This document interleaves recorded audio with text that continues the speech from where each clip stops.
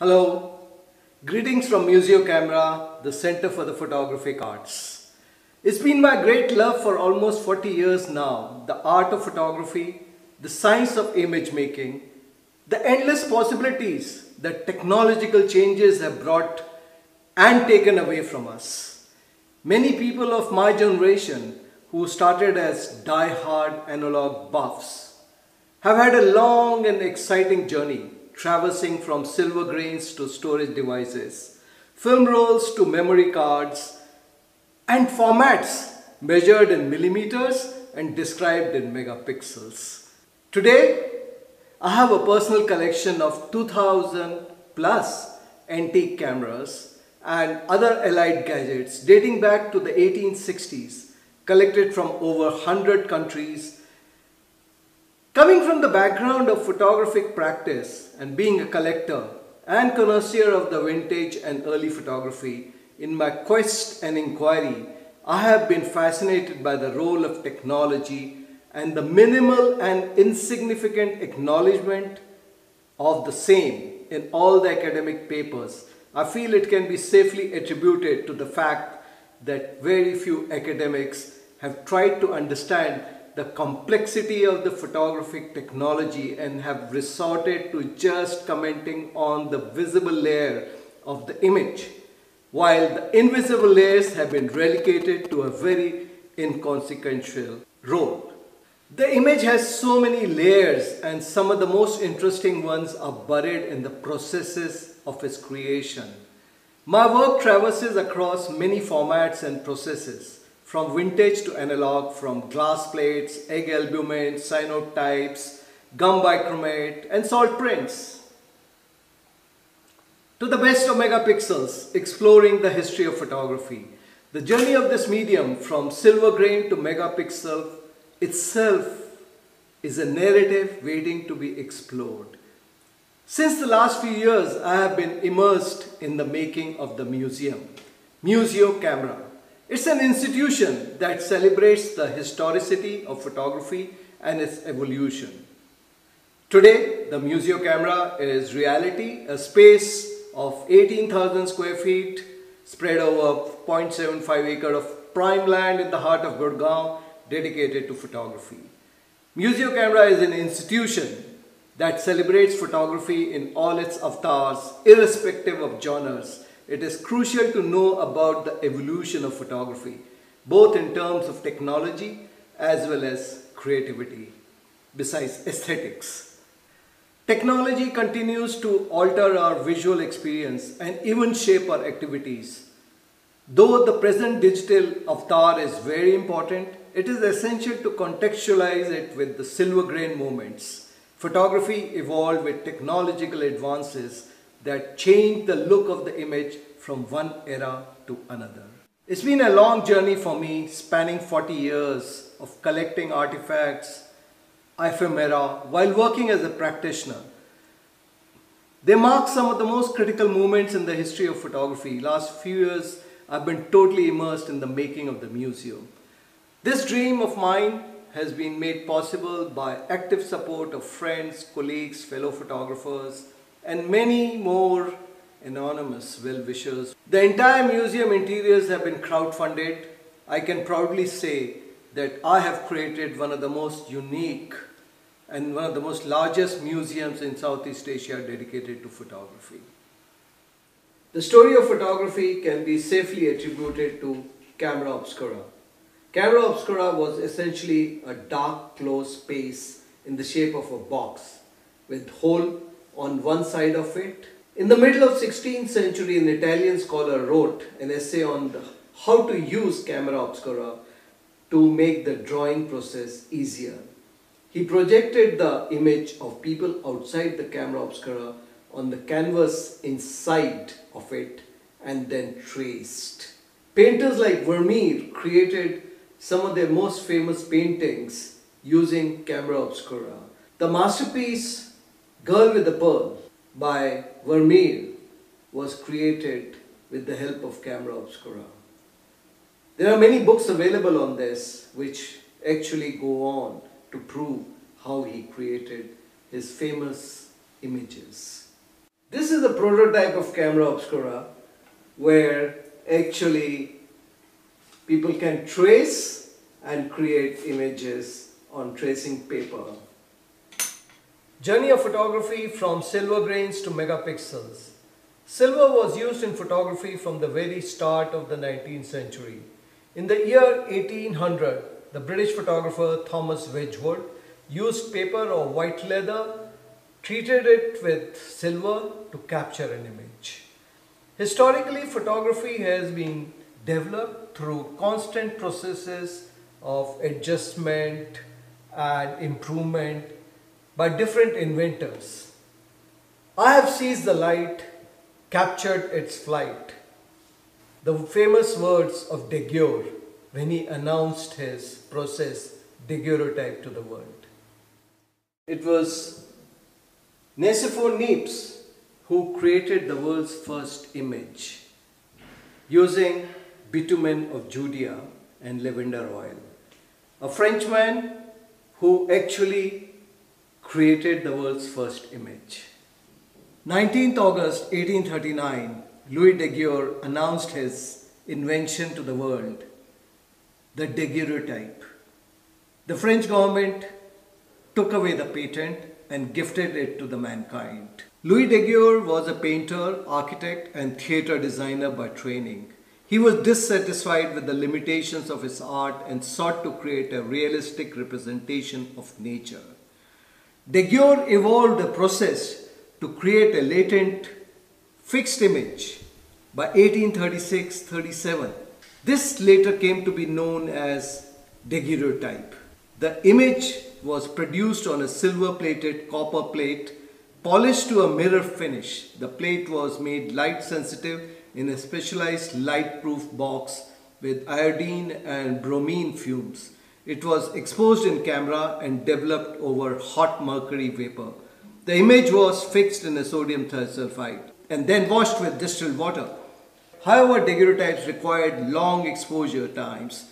This placed restrictions on the choice of subjects. The slightest movement resulted in blurred image. In portrait photography, the subject had to be held still, sometimes with special rests to aid postures. Daguerreotype could not be reproduced and they were easily scratched and had to be carefully protected in cases. Daguerreotype was the first popular form of photography and masses were heading for the studios to get their likeness done. The beauty, the detailing of daguerreotype could not be surpassed by any other medium. Upon seeing the first daguerreotype around 1840, the French painter Delaroche declared, "From today painting is dead." Painting did not die that day, but photography was born, disrupting the world and its social order through the creation of new ways to see, understand and explore. It was Sir William Herschel who coined the word photography, writing with light. And he also invented sodium thiosulfide, one of the most important chemicals used to fix the image onto any surface, popularly known as hypo. William Henry Fox Talbot, he is the person who created the world's first negative. Because daguerreotype was unreplicable, they needed something called negative. And the word negative and positive, which was coined by Talbot's friend Herschel, and Talbot actually created the world's first negative. People of India. The People of India is an 8-volume publication compiled by John Forbes, Watson and John William. What I am holding in my hand are probably one of the oldest photographic body of work. This was the first photographic documentation of the ethnography of India and one of the first early experiments with photography as a documentary medium. What started as Lord Canning's desire to possess photographs of natives Indians as a personal souvenir collection became an official British government publication in the course of time. The People of India. The books contained 468 annotated albumen prints.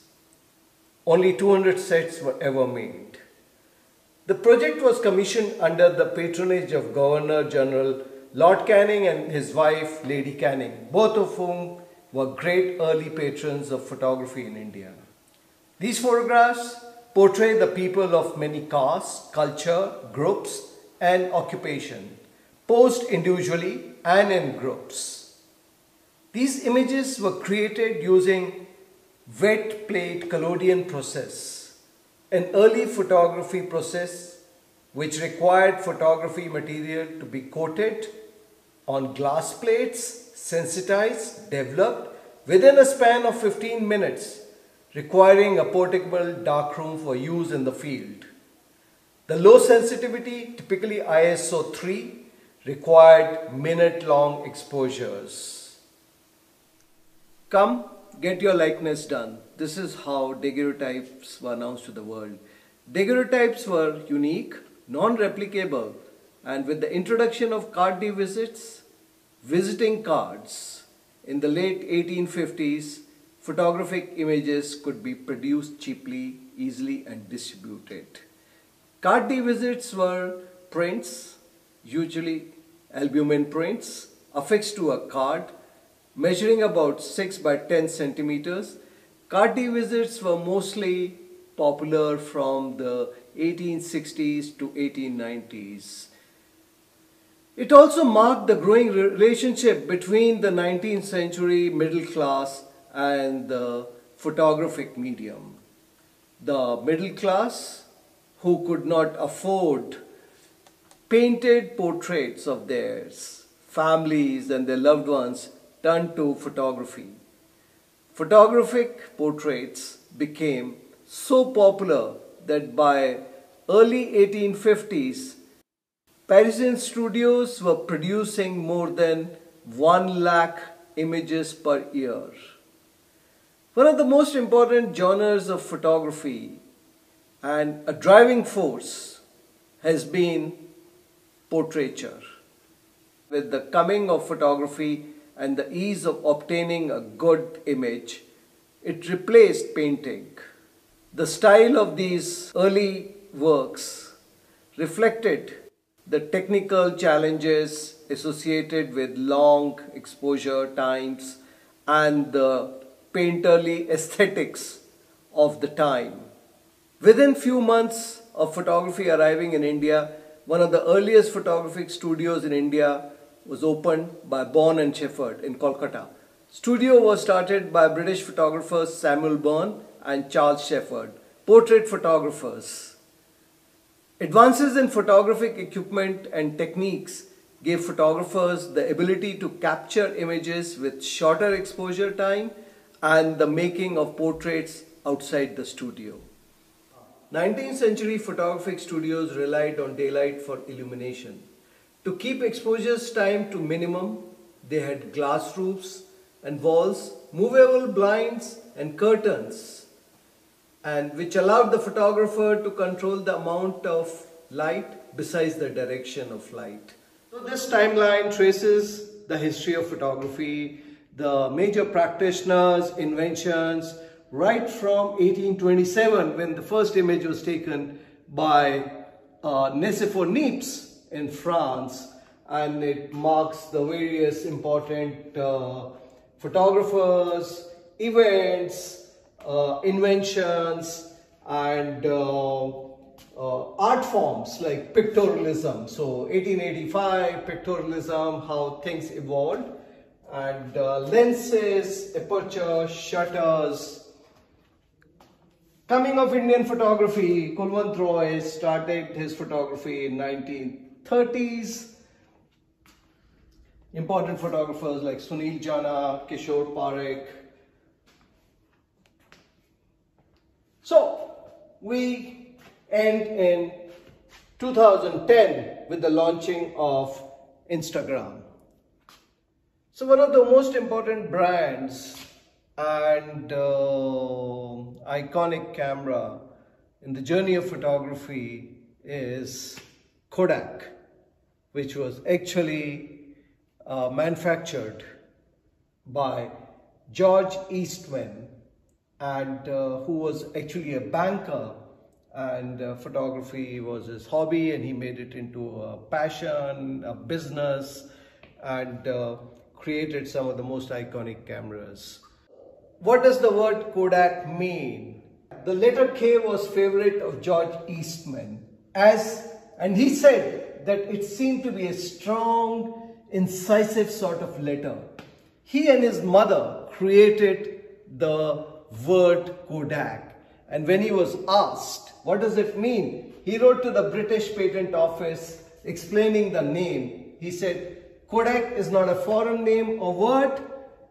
It was constructed by me to serve a definite purpose. It has the following merits as a trademark word. It is short.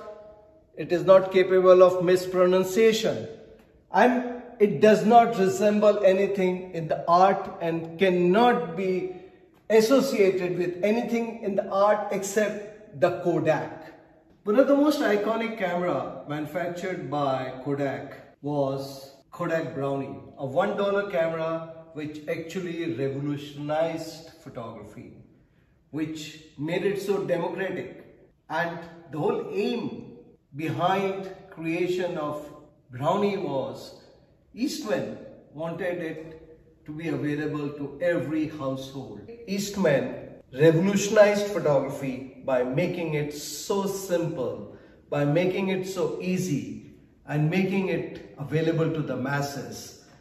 By introducing the roll film and removing the complications of loading the glass plate and processing. So 1839, French gifted the photography to the world.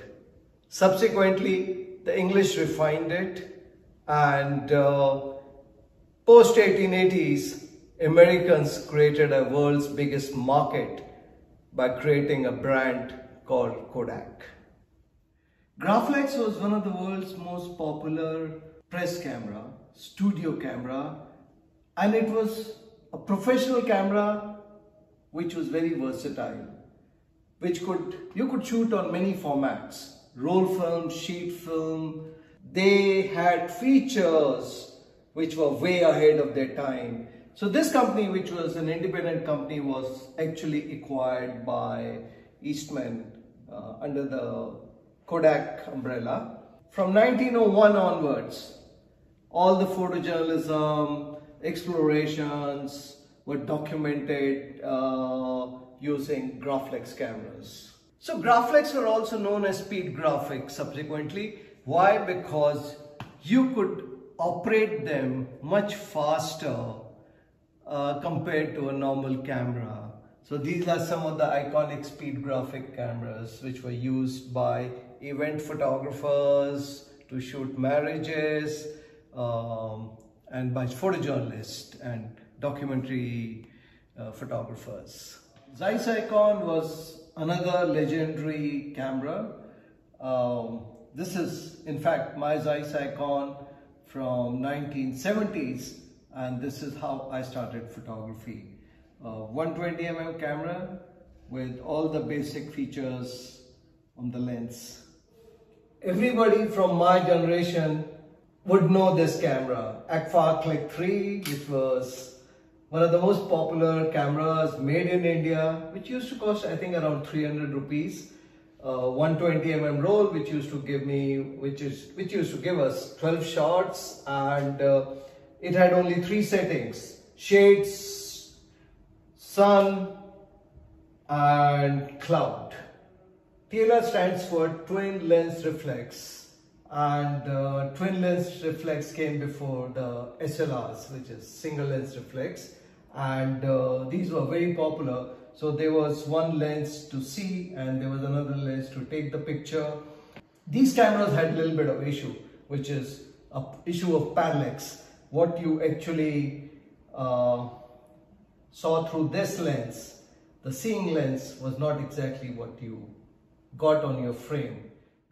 Century Graphic, which was announced to the world the turn of the century in 1900, was one of the most popular studio cameras. Typically, it shot images on glass plates. Many formats were possible on this camera. It was very bulky. it required many people to move around, it had wheels, and typically there was no shutter, and the shutter was just the cap which was moved to expose. So what I'm holding is one of the most ancient forms of shutter. This is where much before the focal plane shutters and all kind of shutters were invented. Shutter was just either a cap or a disc which was moved to cover the lens. And why it was possible to do something like that was because the ISO typically was ISO 2, ISO 3, ISO 4 of the glass plates. So they required very long exposures. Since the exposure was very long, you didn't need a fast shutter. So these are the original apertures from 1850. They were known as Waterhouse tops because they were invented by John Waterhouse in the late 1850s. So this system used plates with different apertures, holes, that could be put into a slot in the lens barrel as is seen there. The world of flash started something like this. They used to burn magnesium powder to create light. So by 1900s, they actually invented flashlights like this which used bulbs. These were one-off bulbs which were inserted in the flash, and they could be fixed on your camera or they could be held independently. So today most of us don't use light meters. Light meters are built in our cameras, but 100 years back they invented so many different light meters to calculate the amount of light required for a perfect exposure. They had calculation sheets, charts, what probably we would call cheat sheets, and some very complicated devices which used to allow them to calculate the amount of light required for a perfect image. Since the inception of photography in the early 19th century, darkrooms have evolved from wagons, tents to elaborate labs. In the early days, many photographers used portable darkrooms or dark tents. A photographer using the collodion process and wet plate had to coat and develop the images immediately and needed a darkroom at sight. In the 1870s, with the invention of dry plates, mobile darkrooms were not required anymore. So darkrooms have evolved into what all of you know today as Lightroom. This is Bessa, one of the most iconic Voigtlander camera ever manufactured. Voigtlander is one of the oldest names in photography. Founded in 1756 in Austria as a mechanical and optical shop. After the Daguerreotype process was announced in 1839, these two iconic and very infamous images from August 6, 1945 and August 9, 1945 of dropping of the atom bomb was shot with the help of this camera, K20. This camera was specially manufactured to shoot the aerial images while they were doing reconnaissance or dropping bombs. You may wonder, why do these cameras have two lenses? But believe me, the idea of stereo photography goes back to 1880s. They created these cameras which could create 3D images. It uses the same principle as human eye. The camera captures two images which are, when you look through a stereoscope, they are assembled to give you that sense of depth. So the idea of spy cameras goes back to 19th century, and in 1907 they actually invented this camera called Tikka, which is a spy camera and which also is like a watch. And similarly they created many miniature cameras going back to early century.